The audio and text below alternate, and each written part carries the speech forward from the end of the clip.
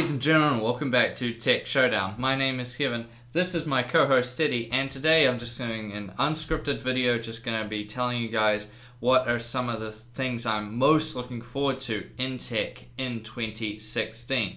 Now, super quick, before we jump into the video, check out some of my links. If you haven't followed me on Twitter, I'll leave that down in the description. I also am on Vessel now, so if you have a membership on Vessel, you can go out and check out some of my content, which I'm going to put up a bit earlier over on Vessel, but all my content will always eventually go up on Tech Showdown.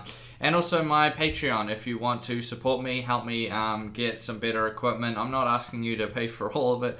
It's just helpful to have a little bit of a hand sometimes so I can make my content better and better for you guys. Now, let's talk about what I'm most looking forward to. So there's just so many things to cover. I think probably the biggest new thing in 2016 is definitely going to be all the virtual reality stuff. I think that's pretty much a given at this point. However, I have tested the Oculus Rift and it is very cool, but it still seems very sort of in its early stages, in its infancy. So hopefully we'll see that and see different takes on VR by these different companies and see how that goes. I also think this year is going to be quite interesting in terms of laptops and tablets, now that we're seeing this weird kind of crossover. Like, there doesn't seem to be a line drawn of where a tablet ends to where a laptop begins. We're seeing a lot of these sort of two-in-ones where you have it, pulls off the keyboard and it's a tablet, and then you chuck it back on its keyboard and mousepad, and then it's kind of like a laptop. So I think that's going to be quite interesting as well to see how those lines get drawn as the year goes through. But the main three I'm going to focus on are to do with kind of more computer hardware, tech, more sort of the stuff I usually cover over on my channel. And the first one is going to be AMD. So AMD really needs to sort of step up. Now, I know quite a few of you guys out there might be, big fans of Intel or Nvidia and think, hey, AMD's going down the toilet. My company's better if you support Nvidia or Intel or whatever. Even if you're a fanboy of Intel and Nvidia, you don't want AMD to go down the toilet. Because what will happen is that the prices of those products will go up. We're already seeing it with the Intel CPUs. They're pretty much, Intel's got a monopoly on the desktop CPU market. So, on the higher end anyway. So that's not what you want. The prices go through the roof. You need competition. But AMD needs to step up as well. So on the Radeon side of things, because I know they've kind of broken it off a little bit, on the desktop they're doing okay. Not as bad as people think. Maybe on the very high end, the Fury X kind of got mixed reviews. I mean, I personally thought it was pretty good, but at the price point it was coming in at, there were definitely drawbacks, I'll put it that way.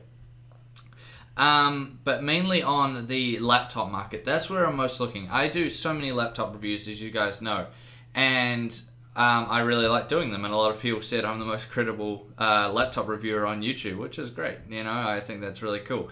But the problem is that when I've been doing a lot of them lately, they all run the same thing. Intel i7 6700 HQ and like a GTX 970M is the usual carry-on. Now, on the CPU side of things, I mean, I think AMD needs to be focused more on their desktops rather than their mobile ones. They do exist, but it's more the graphics. Need to see some Radeon graphics on the higher end of things. I know there's quite a few in the lower end laptops, but in the gaming laptops, especially higher end gaming laptops, I'd like to see Radeon GPUs so Nvidia doesn't have like a complete monopoly on the gaming laptop market. Now, the second thing I'm really looking forward to, and again, it's AMD, and this is Zen. So this really needs to deliver. The AMD CPUs themselves, going back to, Bulldozer, Piledriver, it's, they're just super behind. Like, it's ridiculous how far behind they are now. And even when they brought out the crazy things like the FX 9590, it's still it's the old architecture. They need something new. Not only that, but the platform itself, the chipset, is just completely ancient by this point. AM3 Plus is just, you know, like so far behind. It's unbelievable.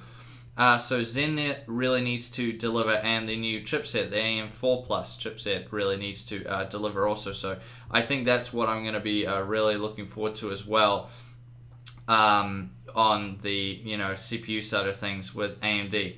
And the last thing I want to see in tech in 2016 is the further adoption of DirectX 12. So I've only been seeing like hints of it right now, and I really want it to be more widely adopted throughout 2016, because people already said by this stage that we'd be seeing a lot more of it, and we're just not really. So I really do want to see that. Maybe we'll see it a lot more with the new graphics cards coming out on both sides of the fence.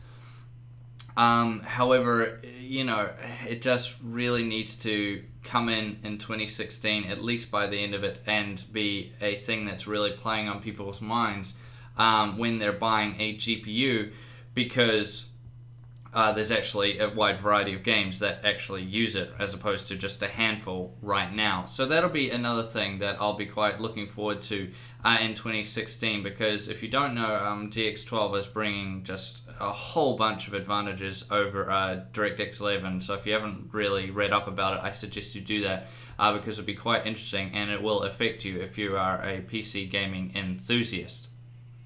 Now, I thank you all for watching this video. Please subscribe to Tech Showdown if you haven't already, and like the video. And as always, I'll see you guys next time.